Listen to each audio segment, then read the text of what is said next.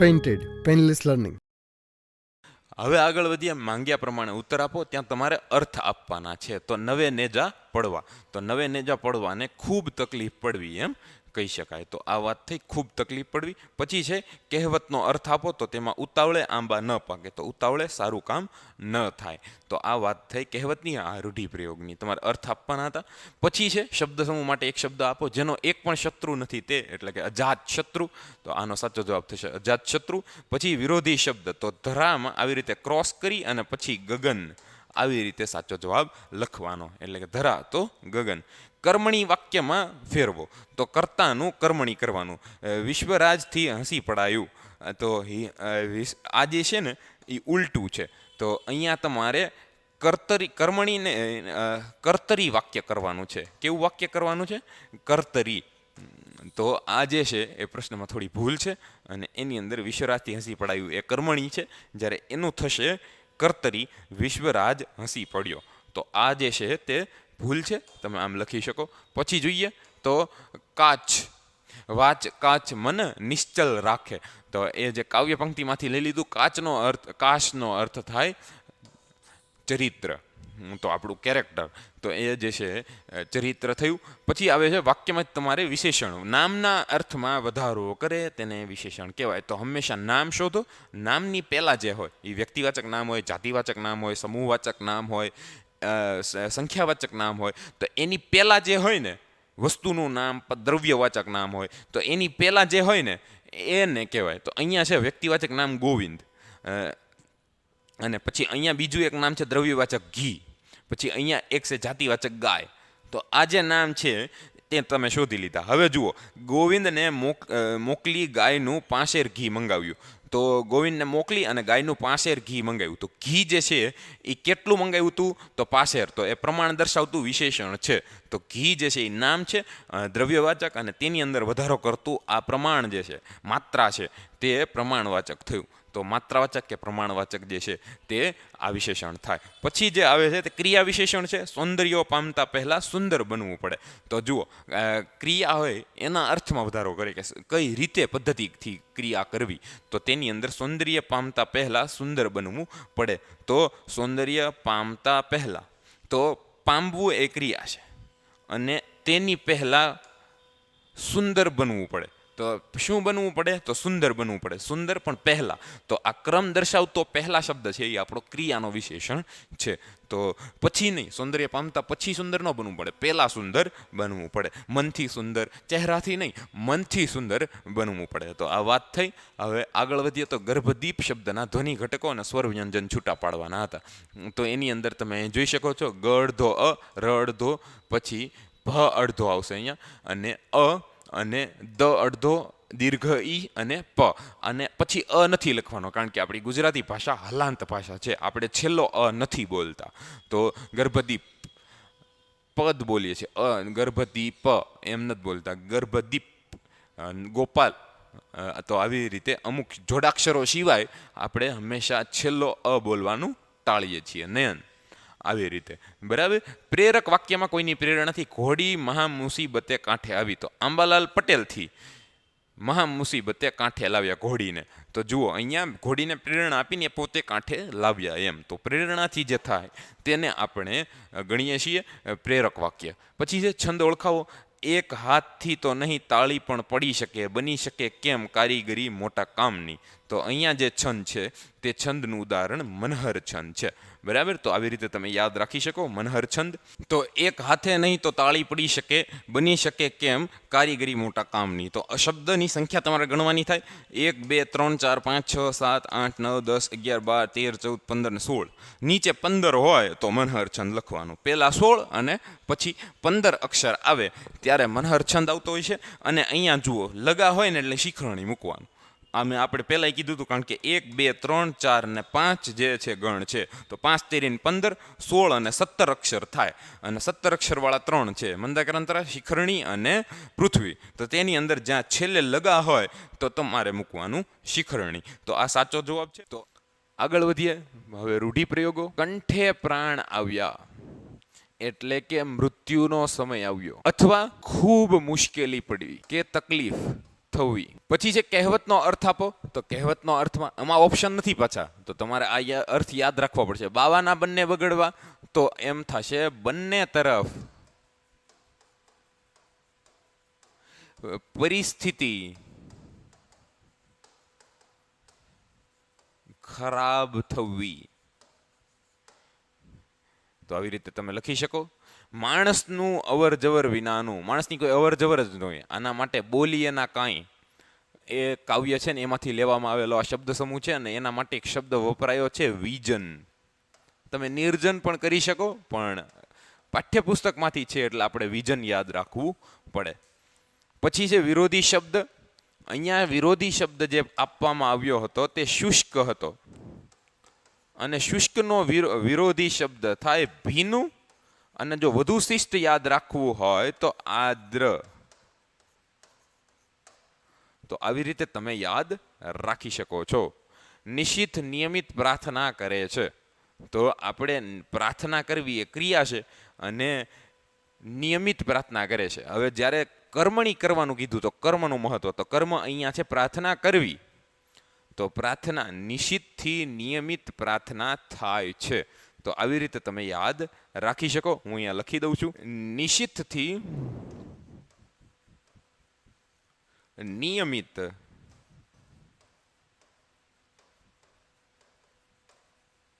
પ્રાર્થના થાય છે. પછીનો પ્રશ્ન, નીચેના તળપદા શબ્દનું શિષ્ટ રૂપ આપો. તો એ જે શબ્દ છે એ લગણ. તું ક્યાં લગણ જા, એમ ગામડામાં પૂછે તો એનો જવાબ થાય સુધી અથવા લગી.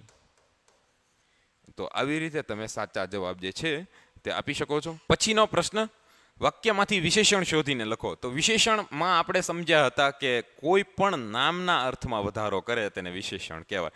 તો યાદ કરો, હર્ષિદાબેન સુંદર અક્ષરે નિબંધ લખે છે.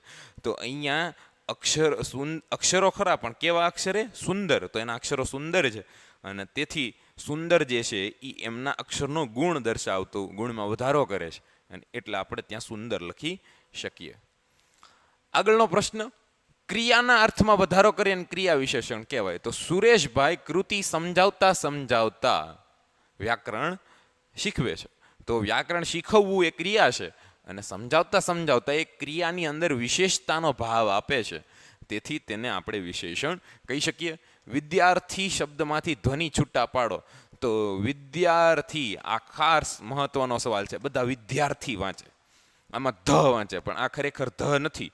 તો પેલા તો વ અડધો, પછી હસ્વ ઈ વત્તા દ અડધો વત્તા ય અડધો વત્તા આ વત્તા ર અડધો થ અડધો અને દીર્ઘ ઈ. તો આવી રીતે તમે જે જવાબ લખી શકો છો. વિદ્યાર્થીમાં દ હોય છે, ધ નથી હોતો, વિદ્યાર્થી વાંચવામાં આવે છે. તો આ થયું. હવે પ્રેરક વાક્ય, લાલભાઈ ટાઈમ ટેબલ બનાવે છે.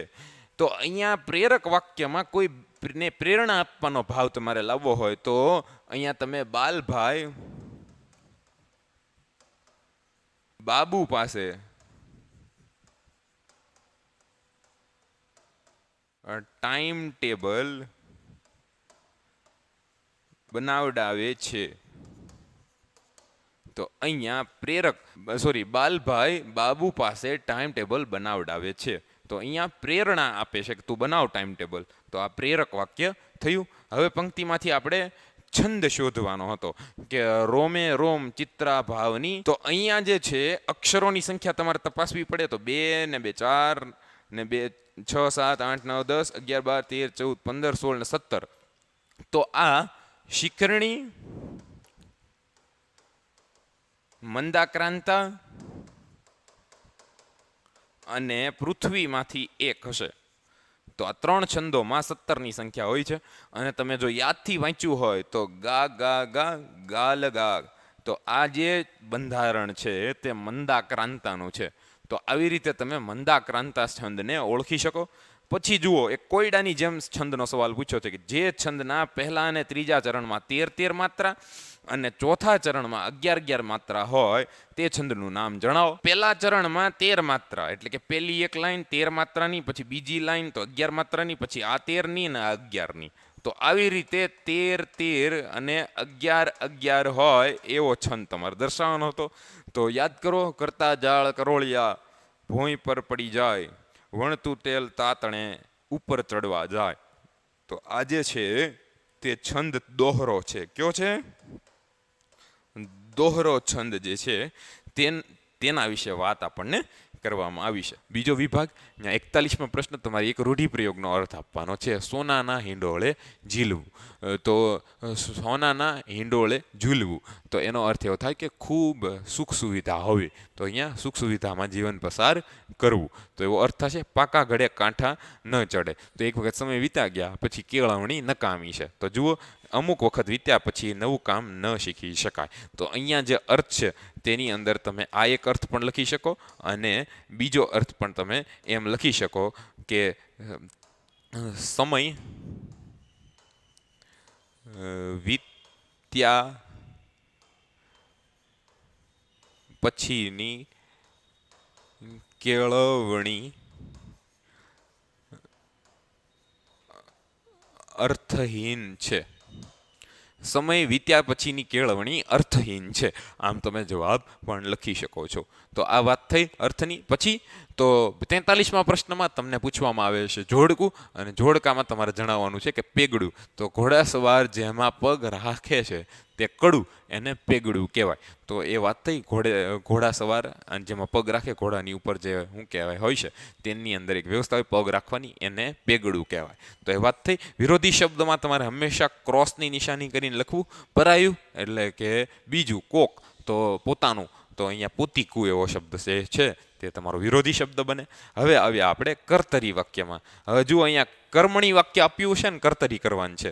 તો બાળકની ચીસથી હવાને વીંધી જવાયું. તો બાળકની ચીસે હવાને વીંધી નાખી, એમ પણ કહી શકાય. બાળકની ચીસ હવાને વીંધી ગઈ, તો આમ પણ તમે જવાબ લખી શકો. તો જ્યાં ચીસ ઉપર મુખ્ય ભાવ આવે, જ્યારે આમાં હવાના વિંધવા ઉપર, કર્મના પરિણામ ઉપર. તો કર્તરી કર્મણીનો આ ભેદ છે, યાદ રાખજો. પછી છે તળપદા શબ્દો. તો નકુર જે છે તળપદો શબ્દ, એનો સાચો છે નક્કર થાય, સખત, બરાબર. પછી છે વિશેષણ. તો વિશેષણ આપણે ભણ્યા એ પ્રમાણે નામના અર્થમાં વધારો કરે, પછી તે નામ કોઈ પણ હોય તો એ નામના અર્થમાં વધારો કરે એને કહેવાય વિશેષણ. તો હોસ્પિટલો મોંઘી હોય છે. તો અહીંયા આગળ જે એક શબ્દ અહીંયા લખતા ભૂલાઈ ગયો છે, અહીંયા હું લખી નાખું, સ્વચ્છ.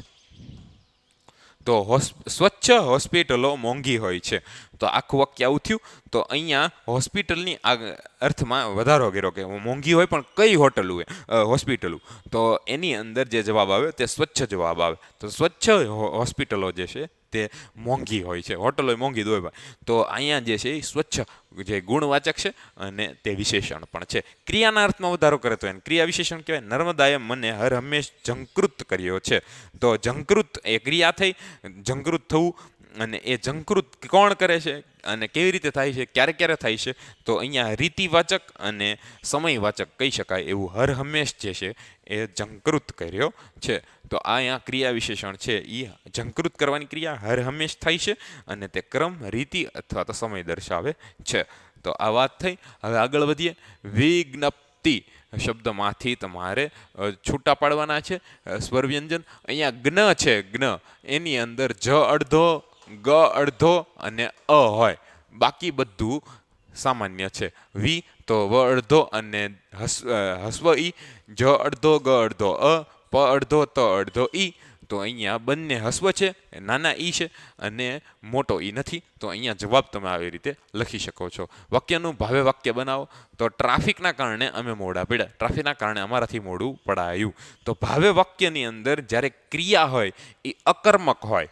અકર્મક અને સકર્મકનો ભેદ હોય. જો સકર્મક હોય ને તો કર્મણી થાય, અકર્મક હોય ને તો ભાવે થાય. તો અહીંયા ટ્રાફિકના કારણે અમે મોડા પડ્યા. હવે મોડા પડવું જે છે તે અકર્મક ક્રિયા છે. તો અહીંયા એનું ભાવે થાય કે અમારાથી મોડું પડાયું. અહીંયા કોઈ પણ પ્રકારનું કર્મ નથી, મોડું પડાયું. તો એના કારણો જે છે એ ઘણા બધા હોઈ શકે. તો એ જે છે એની અંદર નિયંત્રણ જે છે તે મોડા ઉપર નથી હોતું. મારે આજ મોડું પડવું જ છે એમ ન થઈ શકે, બરાબર? તો એ રીતે અહીંયા યાદ રાખવું. હવે આપણે આગળ વધ્યા છીએ છંદમાં. તો છંદનો જે પ્રશ્ન છે 51મો પ્રશ્ન રહેશે અને ત્યાં તમારે પંક્તિઓ વાંચી અને છંદને ઓળખાવાનો રહેશે. તો જ્યારે છંદને ઓળખાવાનો હોય ત્યારે સૌથી પહેલાં તમારે છંદની પંક્તિઓ વાંચવાની કે અંતરની એરણ પર કોની પડે હથોડી ચેતન રૂપ, કાળતણી ધરતીમાં ખોદી કોણ રહ્યું જીવનના કૂપ. તો અહીંયા તમે જોઈ શકો છો કે અહીંયા ટોટલ જે ચરણ છે એ 4 છે. અંતરની એરી પર કોની પડે હથોડી ચેતન રૂપ, કાળતણી ધરતીમાં ખોદી રહ્યું કોણ જીવનના કૂપ. તો અહીંયા જુઓ તો છેલ્લે પહેલો અક્ષર ગુરુ છે, બીજો છેલ્લો જે છે તે લઘુ છે, અને ટોટલ શબ્દની સંખ્યા જે છે તે ગણીએ તો 1 2 3 4 5 6 7 8 9 10 11 12 13 14 15 16 17 18 19 20 21 22 23 24 25 26 27 28 29 30 31 અને 32 33 34 35 36 37 38 39 40 41 થઈ જાય છે. પણ જ્યારે છંદ જે છે એની સંખ્યા વધી જાય ત્યારે તમારે તમારીની માત્રાઓ ગણવી પડે. તો લઘુ હોય તો 1 માત્રા અને ગુરુ હોય તો 2 માત્રા ગણવાની હોય છે. અને સવૈયા છંદની જો વાત કરીએ તો તેની અંદર જ્યારે છેલ્લા ચરણની અંદર તમે જુઓ તો પંક્તિના અંતે પહેલો ગુરુ અને બીજો લઘુ આવે, અને ટોટલ જે માત્રા જો તમે ગણશો અહીંયા તો તમને 31 માત્રા મળશે. કેટલી માત્રા મળશે? 31 માત્રા. તો 31 માત્રાનો છંદ અને તેનું નામ છે સવૈયો. તો આ છંદનું નામ સવૈયા છંદ. અને હવે આગળ વધીએ 52મા પ્રશ્ન ઉપરથી. તો ત્યાં તમને એમ કીધું છે કે જે છંદમાં ચરણમાં 15 માત્રા હોય અને છેલ્લા 2 અક્ષર લઘુ અને ગુરુ હોય તો તે છંદ કયો? તો છેલ્લા 2 જે છે તે ગુરુ હોય તો એ છંદને જે છે તે ચોપાઈ છંદ કહેવાય. તો એની અંદર દરેક ચરણમાં 15 અક્ષરો હોય છે. તો આ વાત થઈ ચોપાઈ છંદની, આ વાત થઈ સવૈયા છંદની. તો તમારા સાચા જવાબ તમારી રીતે લખવાના છે. તો પાટે ચડી જવું, તો યોગ્ય સ્થિતિમાં આવવું, સાચા રસ્તે આવવું, આવો શબ્દ સાચા રસ્તે આવવું, આવી રીતે તમે લખી શકો છો. પછી એક કહેવત છે કે ખાંડણિયામાં માથું ને ધીમો કેમ રામ. તો અહીંયા અસહ્ય દુઃખ જે છે એ કોઈ બચવાની શક્યતા ન હોય ત્યારે ભગવાનને કરવામાં આવતી વિનંતી દર્શાવવામાં આવી છે. આ છે કહેવતનો અર્થ, અને અહીંયા આ કહેવતના અર્થ દ્વારા તમારે આવી રીતે લખવાનો છે. તો જવાબ તમને મળી ગયો. હવે જોઈએ આગળ પછીનો પ્રશ્ન. હવે આવે છે શબ્દ સમૂહ માટે એક શબ્દ આપો. ઘોડાના જીનની રૂ કે ઊનની ગાદી. ગાદીની નીચે જે અટકતા હોય ને એ આની પહેલાં આવી ગયું હતું, જેમાં પગ નાખવાનો હોય, તો એને આપણે કીધું હતું પેગડું. તો અહીંયા જે છે જીનવાળી રૂની ઊનની ગાદી હોય ને બેસવાની, એને દળી કહેવાય. શું કહેવાય? દળી. તો સાચો જવાબ દળી છે. પછી છે વિરોધી શબ્દ આપો. તો સુવાળું હોય ને તો અહીંયા ખરબચડું હોય. શું હોય? ખરબચડું. તો આવી રીતે ચોકડી કરીને જવાબ તમારે લખી નાખવો એટલે સાચું પડે. સીધું લખો તો આમ તમારે એરો કરીને લખી નાખવું. તો આ થયું. હવે આવે છે કર્મણી વાક્ય. કર્તરી હોય તો કર્મણી, કર્મણી હોય તો કર્તરી. યાદ રાખવું. બાપુના ગુજરી ગયા પછી બા મને ઉઘરાણીએ મોકલતી. તો બાપુના ગુજરી ગયા પછી બા દ્વારા મને ઉઘરાણીએ મોકલવામાં આવતો. તો બા દ્વારા મોકલવામાં આવતો. તો અહીંયા જુઓ કોની ઉપર છે આખું? બા મને ઉઘરાણીએ મોકલતી એની જગ્યાએ બા દ્વારા મને ઉઘરાણીએ મોકલવામાં આવતો. તો કર્તાની જગ્યાએ કર્મણી. આવી રીતે કરવાનું રહેશે. આ થયું. હવે જોઈએ આગળ તળપદા શબ્દોનું આ એક નવી બ્લુ પ્રિન્ટની અંદર પૂછાતો પ્રશ્ન. એની અંદર તમારે ડીલ. તો ડીલનો અર્થ થાય શરીર. તો તમારે શરીર લખવાનું. પછી આવે છે વિશેષણ. તો વિશેષણ આપણે ભણી ગયા. નામના અર્થમાં વધારો કરે તેને વિશેષણ કહેવાય. તો તમારે લખવાનું છે કે પેલા 2 છોકરાઓ લાઈનમાં ઊભા રાખ્યા. તો અહીંયા જુઓ વિશેષણ થાય કે છોકરા પણ કેટલા? તો 2. તો સંખ્યા દર્શાવતા 2 જે છે તે વિશેષણ સાબિત થાય. તો ઊભા રાખ્યા. તો ઊભું રાખવું એ ક્રિયા છે. તો લાઈનમાં જે છે એ ક્રિયા વિશેષણ બને છે. તો આ પણ યાદ રાખવું. પછી જુઓ ક્રિયા વિશેષણ નીચેના વાક્યમાંથી. હવે તો એની અટક પણ બદલાઈ ગઈ હશે. તો એની અટક બદલાઈ ગઈ છે એ ક્રિયા છે, અને વિશેષ રીતે હવે વર્તમાનની વાત કરવામાં આવી છે. તો આ હવે જે છે એ સમયવાચક વિશેષણ ક્રિયાની અંદર વધારો કરતું હોવાથી ક્રિયા વિશેષણ બને છે. તો તમારો જવાબ છે એ હવે આપવો પડે. હવે તો એની અટક પણ બદલાઈ ગઈ હશે. તો આ વાત થઈ. હવે આર્દ્રતા. આર્દ્રતાનો અર્થ થાય ભીનાશ. પણ આપણે અહીંયા ભીનાશનો અર્થ નથી આપવાનો. અહીંયા તો આર્દ્રતા વાંચો અને એની અંદર જે આદરતા. તો આર્દ્રતા, આદ્ર. તો અહીંયા તો આર્દ્રતા, તો એની અંદર ર પહેલા, દ પછી દ અડધો, અ ત અને આ. તો આવી રીતે તમે લખશો તમને એના ધ્વનિ મળી જશે. તો આ સાચો જવાબ થઈ ગયો, તો આ તમારો ઉત્તર થઈ ગયો. પછી આવે છે પ્રેરક. ભગવાન કૃષ્ણ ગોકુળ પહોંચ્યા. તો જશોદા મૈયા દ્વારા ભગવાન કૃષ્ણ ગોકુળ પહોંચ્યા. તમે આમ લખો તો પણ થાય, પણ અહીંયા જશોદા મૈયા કરતાં વધુ વાસુદેવ લખો તો વાસુદેવ દ્વારા ભગવાન કૃષ્ણ ગોકુળ પહોંચાડાયા. તો અહીંયા જે થયું તે પ્રેરક વાક્ય થયું કે ભાઈ વાસુદેવના કારણે, વાસુદેવના દ્વારા તો એ પહોંચાડવામાં આવ્યા. તો આ વાત થઈ આખી. એવી રીતે હવે આપણે પહોંચ્યા છીએ છંદમાં. છંદના પ્રશ્નમાં તમારે સર્વપ્રથમ તો પંક્તિ આપી હોય તે વાંચવાની કે રે આ સાફલ્ય પટાણું યુગ યુગ પલટાવે તોય ન પાછું આવે. તો સર્વપ્રથમ તો અક્ષરો ગણો. તો 1 2 3 4 5 6 7 8 9 10 11 12 13 14 15 16 17 18 19 20 ને 21. તો 21 અક્ષરો આપણને મળ્યા. તો 21 અક્ષર જ્યારે મળે ત્યારે એક છંદ મગજમાં આવે. પણ છતાં તમારે આગળ એક વસ્તુ નોટિસ કરવાની. તો પ્રથમ 3 જે શબ્દ છે તે ગુરુ હોય, અને પછી 2 ગુરુ, 1 લઘુ અને લઘુ હોય. એટલે કે પેલો ગુરુ પછી લઘુ અને લઘુ હોય. તો ફલ એ ગુરુ છે, ય લઘુ છે, અને ટા છે એ લઘુ ગુરુ છે. તો અહીંયા આ ગુરુ ગુરુ ગુરુ ગુરુ લઘુ ગુરુ. તો આ મ ગણ છે અને આ ભ ગણ છે. તો મ ભ ન ય ય ય. તો આવી રીતે જે ગણ બને છે તેનું નામ છે સ્તગ્ધરા. તો સ્તગ્ધરાની અંદર 21 અક્ષરોનો છંદ હોય છે, અને એક જ છે. 19 વાળો શાર્દૂળ વિક્રડિત, 17 વાળા 3 મંદાક્રાંતા, શિખરણી અને પૃથ્વી. તો આમ તમે ભેદ કરીને યાદ રાખી શકો. મનહર છંદનું આવે ત્યારે હંમેશા યાદ રાખવાની સવૈયો 31 ને 32 હોય, એ જ રીતે મનહર છંદ 31 જ હોય. તો 8 8 8 7 પૂછે ત્યારે તમારે હંમેશા લખી નાખવાનું મનહર છંદ. તો રૂઢિપ્રયોગની માહિતી આપો, અને તેની અંદર તુરિયાનો તાર જાગી જવો તો એનો અર્થ થાય સમજણનો, શક્તિનો ઉદય થવો. 2 થપાટ ભેગો તો તેનો તુરિયાનો તાર વાગી ગયો. તો એ જે છે સમજણ શક્તિ, એને સમજાઈ ગયું ભાઈ. એવી રીતે તમે લખી શકો. પછી છે કહેવતનો અર્થ આપો, નહીં ઘરના નહીં ઘાટના. તો અહીંયા આ ન આવે તો કોઈ પણ બાજુનું ન રહેવું, કોઈ પણ બાજુ ના ન રહેવું, એ જે છે અર્થ થાય તેનો. પછી છે શબ્દ સમૂહ માટે એક શબ્દ આપો. તમાકુ વગેરે પીવા માટેની માટીનું એક પાત્ર. અને જે બધા સંતો મહાંતો જે છે ગિરનારી સાધુઓ તે હાથમાં હોય છે, ધવાડા નીકળતા હોય, આપણા ગઢિયાઓ પીતા હોય, એને ચલમ કહેવાય. અને ચલમ ના તો પછી પાછા આગળ બધા વાત આવે છે. તો અહીંયા વાત ચલમની. પછી છે હરખ અને શોક. તો અહીંયા હરખનો અર્થ થાય આનંદ, શોકનો અર્થ થાય દુઃખ. આ વિરોધી શબ્દ છે. આવી રીતે તમારે ક્રોસ કરીને આપવાનો છે જવાબ. અને હવેનો પ્રશ્ન છે કર્મણી વાક્ય બનાવો. તો કર્મણીમાં કર્મનું મહત્વ હોય. કર્મણી કર્તરીમાં કર્તાનું મહત્વ હોય, કર્તા કોઈ ક્રિયા કરે, કર્તા ઉપર સમગ્ર જવાબદારી હોય. અને કર્મણીમાં કર્મ ઉપર જવાબદારી હોય. કર્મના કારણે છું, મેરે મુંહ સે નિકલ ગઈ.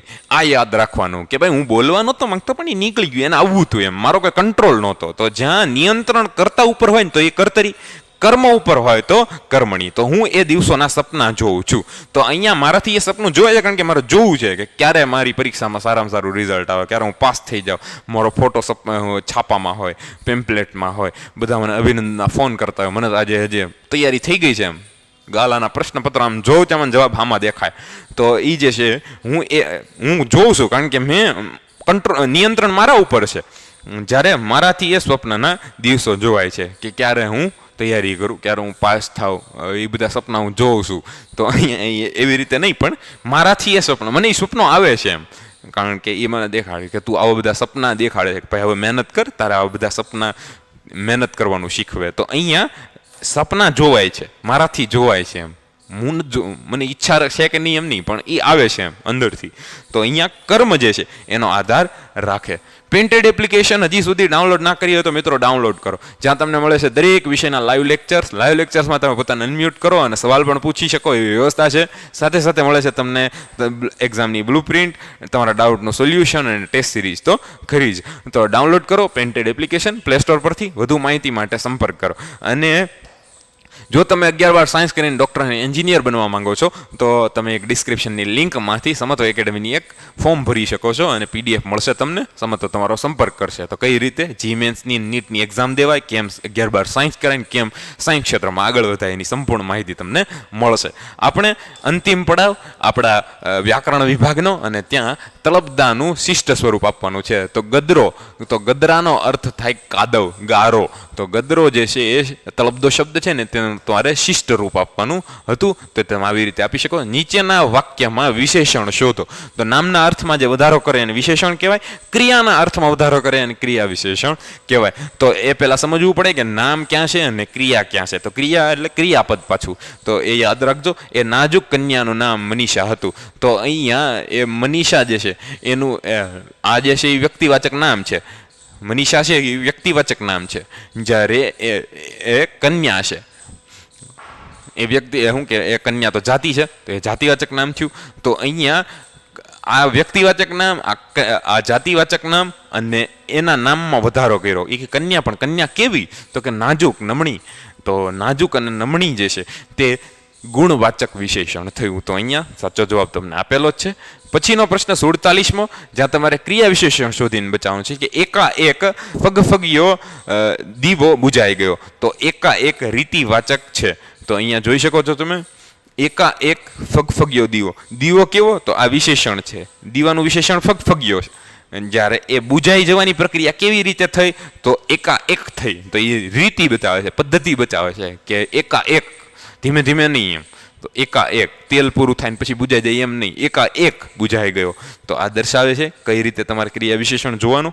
હૃદય, તો શબ્દના ધ્વનિ ઘટકો જણાવો. તમને છે ને સ્વર સંધિની અંદર એક આ ક્ષ, એક આ જ્ઞ અને એક આ રૂ, આ ત્રણ જ નડશે.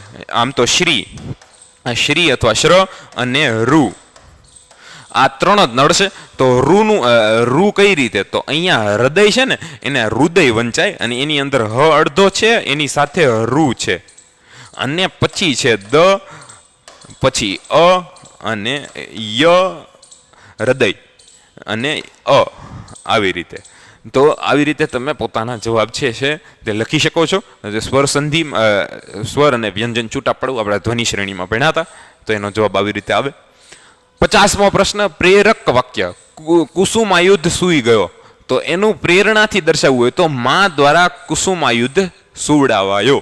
એટલે કે માએ એવી વ્યવસ્થા કરી કે તે સૂઈ જાય. તો અહીંયા પ્રેરક રચના થયા, કોઈની પ્રેરણાથી થાય. પછીનો પ્રશ્ન છે કે છંદનો પ્રકાર જણાવો. તો દીપકના બે દીકરા કાજળ ને અજમાશ, એક કપૂત કાળું કરે બીજો દીએ પ્રકાશ. તો અહીંયા અંતે લઘુ, પેલા બીજા અને ચોથામાં લઘુ અને પેલા અને ત્રીજામાં ગુરુ આવતા હોય એવા 4 ચરણો તમે જુઓ. તમારે દોહરો મૂકવાનો અને અક્ષરોની સંખ્યા જોઈ લેવાની. 1 2 3 4 5 6 7 8, 1 2 3 4 5 6 7 8. તો 8 ચોક 32 અક્ષરોનો આ છંદ દોહરો. તમારે પેલા અને ત્રીજામાં ગુરુ, બીજા અને ચોથામાં લઘુ બંધારણ તમે જુઓ ત્યારે તમારે લખવાનું. તો અહીંયા જુઓ 52મો પ્રશ્ન, જ્યાં તમને એક બંધારણ આપ્યું છે. 1 2 3 4 5 6 7 અને 7 તેરીને 21. તો 21 અક્ષરોનું બંધારણ. આ ન આપ્યું હોય ને ખાલી આ બંધારણ આપ્યું હોય ને તોય તમારે 21 વાળો એક જ છંદ છે અને એનું નામ છે સ્તગ્ધરા. તો શાર્દૂલ વિકળીસ 19 છે અને પૃથ્વી મંદાક્રાંતા શિખરણી જે 17-17માં આવે. તો એ મુખ્ય છંદો થયા આપણા. તો એમાં સ્તગ્ધરા તમે જુઓ 21 વાળો એક જ છે. અને 21 ન લખવું હોય અને તોય તે આ જ્યારે બંધારણ જુઓ તો 1 2 3 4 5 6 7, એક ગણમાં કેટલા હોય અક્ષરો? 3. તો એની રીતે તમે જવાબ લખી શકો છો. તો 7 તેરીને 21 અક્ષરો વાળો સ્તંદ એક જ છે જેનું નામ સ્તગ્ધરા છે. આ સાથે વ્યાકરણ વિભાગ પૂર્ણ થાય છે. કેવો લાગ્યો વ્યાકરણ વિભાગ? સમજાયું કે નહીં? ક્યાં ખામી રહી ગઈ? તો એનું થોડુંક ધ્યાન દોરજો. કેવો લાગ્યો વિડીયો તેના માટે કોમેન્ટમાં જણાવજો. અને આપણે મળીશું વિભાગ ડી લેખન વિભાગમાં. Painted, Painless Learning.